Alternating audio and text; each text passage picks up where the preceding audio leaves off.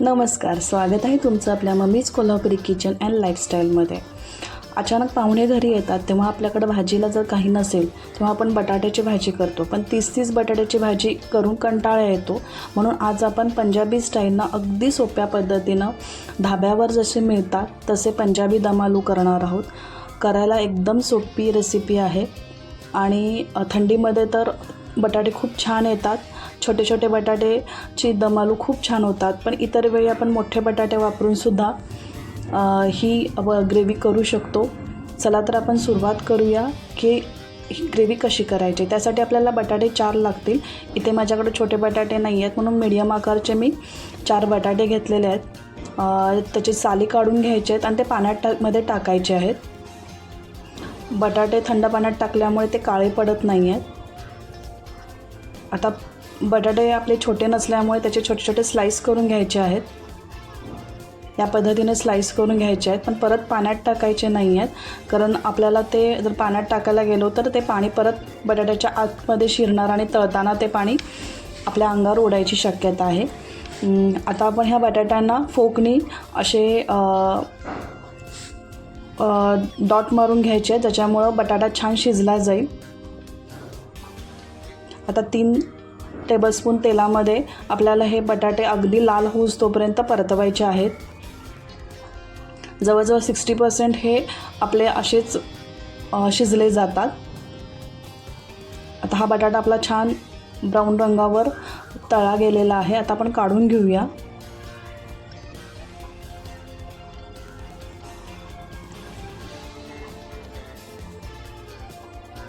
हे बघा, या पद्धतीनं हे बटाटे तळले गेलेले आहेत. आता कांदे 2 आणि टोमॅटो 2 आपल्याला ग्रेव्ही करून घ्यायची आहे. 3 किंवा 4 लसणाच्या पाकळ्या. आलं लसूण जास्त घालायचं नाही आहे, आलं 2 इंच. आता याची मस्त अशी बारीक प्युरी करून घ्यायची आहे. आता 3 टेबलस्पून तेल त्याच कढईमध्ये घ्यायचं आहे. फोडणीसाठी जिरे पाव टीस्पून टाका. जिरे छान तडतडले की आपल्याला अख्खे गरम मसाले टाकायचे आहेत. त्याच्यामध्ये दालचिनी 1, मिरी 4, बदाम फूल अर्ध. ह्या अख्ख्या गरम मसाल्यामुळे ग्रेव्हीला खूप छान फ्लेवर येतो. हे तेलामध्ये थोडंसं भाजून घ्यायचं आहे. आता आपण केलेली ग्रेव्ही त्याच्यामध्ये टाकायची आहे. थोडीशी ग्रेव्ही परतून घेऊया.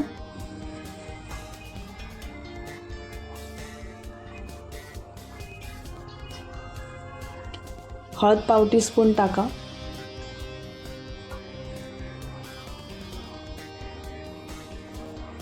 आता चवीनुसार ह्याच्यामध्ये मीठ आणि साखर टाका. मीठ आणि साखर टाकल्यामुळे आपली ग्रेव्ही लवकर भाजली जाते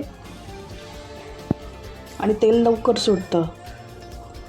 आपल्याला जेवढं लागणार आहे तेवढं मीठ आणि साखर टाका. 5 ते 10 मिनटं अधूनमधून हलवत आपल्याला असंच ठेवायचं आहे. 5 ते 10 मिनटांनी बघूया. छान ग्रेव्ही भाजली गेलेली आहे. तेलही चांगलं सुटलेलं आहे. या पद्धतीनं ग्रेव्ही झाली की आपल्याला बाकीचे मसाले टाकायचे आहेत. तर तिखट पावडर 3 टीस्पून टाकलेली आहे. ही काश्मीरी आहे, जास्त तिखट नाही आहे. तुमच्या आवडीनुसार तुम्ही तिखटपणा कमी करू शकता. पंजाबी गरम मसाला 1 टीस्पून टाकायचा आहे. जर तुमच्याकडे पंजाबी गरम मसाला नसेल तर साधा गरम मसाला 1 चमचा धणे पावडर, 1 चमचा बडीशेप पावडर असं आपल्याला टाकायचं आहे. आता व्यवस्थित हे मसाले परतवून घ्या. मंद गॅसवर आपल्याला हे मसाले परतवून घ्यायचे आहेत. एकसारखं हलवायचं आहे. पंजाबी ग्रेव्ही करताना आपल्या भाजण्याला छान महत्त्व आहे. जर ग्रेव्ही छान भाजली गेली असेल तर ती भाजी चांगली होते. आता ही ग्रेव्ही छान भाजली गेलेली आहे. थोडी क्रीमी टेक्स्चर येण्यासाठी आपल्याला त्याच्यामध्ये क्रीम 3 टेबलस्पून टाकायचं आहे. जर तुमच्याकडे क्रीम नसेल तर घरची साय फेटून आपण टाकू शकतो. त्यावेळी गॅस मंद करायचा आहे. मंद गॅसवर आपल्याला परत ही क्रीम आणि ग्रेव्ही मिक्स करायची आहे.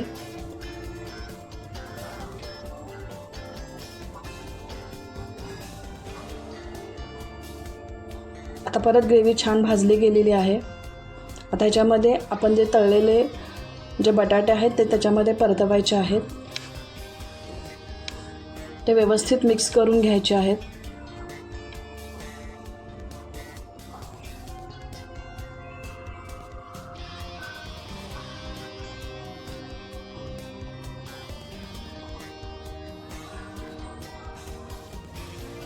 बटाटे 60% शिजलेले आहेत.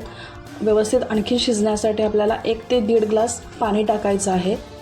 पाण्याचा अंदाज घेत आपल्याला पाणी टाकायचं आहे. एकदम पाणी टाकायचं नाही आहे. ग्रेव्ही ही खूप पातळ नसते. इथे मी 1 ते 1.5 ग्लास पाणी टाकलेलं आहे.